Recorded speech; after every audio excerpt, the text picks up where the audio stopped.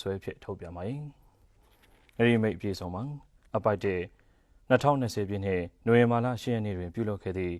ပါတီစုံဒီမိုကရေစီထွေထွေရွေးကောက်ပွဲတွင်အခြေခံအသုံးပြုခဲ့သောမဲစာရင်းများမှာကြီးမားစွာကွာခြားမှုများရှိနေသဖြင့်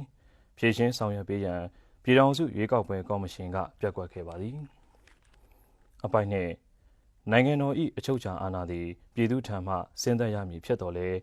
ကျင်းပပြုလုပ်ခဲ့သည့်ပါတီစုံဒီမိုကရေစီထွေထွေရွေးကောက်ပွဲတွင်ဆိုးဝါးစွာလွဲမှားနေသည့်မဲစာရင်းများဖြစ်ခဲ့သဖြင့်ဒီမိုကရေစီစနစ်ခိုင်မာစေရေးနှင့်ပြည်သူ့ထံမှအချုပ်အခြာအာဏာဆင်းသက်ရမည်ဆိုသည့်အချက်နှင့်ဆန့်ကျင်နေပါသည်။အပိုက်3မဲစာရင်းပြဿနာများကိုဖြေရှင်းရန်ညှင်းပယ်ခြင်း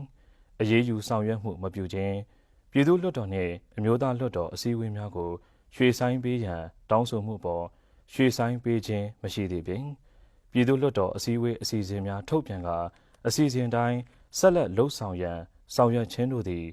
ဖွဲ့စည်းပုံအခြေခံဥပဒေ2008ခုနှစ်ပုံမှန်418ပါ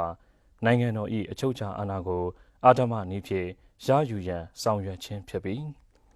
တိုင်းရင်းသားစည်းလုံးညီညွတ်မှုကိုပြပြစေပါသည်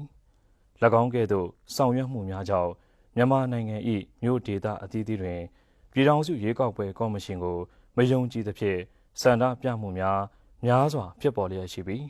အခြားပါတီအဖွဲ့အစည်းလူပုဂ္ဂိုလ်များကလည်းထောက်ခံပွဲအလံလွှင့်ထူခြင်းများအပါအဝင်လုံခြုံမှုမျိုးစုံပြုလုပ်နေကြောင်းတွေ့ရသဖြင့်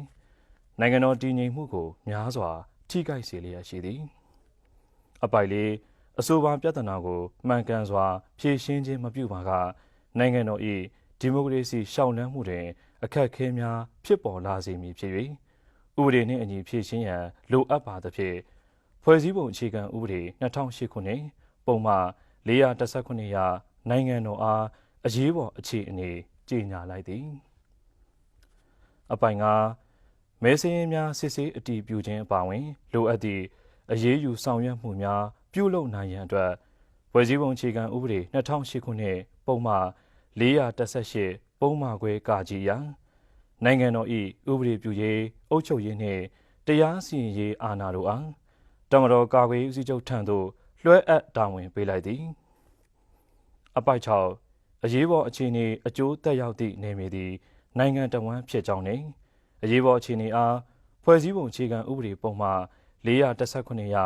ဤအမိန့်ထုတ်ပြန်သည့်နေ့မှစ၍တစ်နှစ်သတ်မှတ်လိုက်သည်ပုံမြင့်စွေယာယီသမ္မတ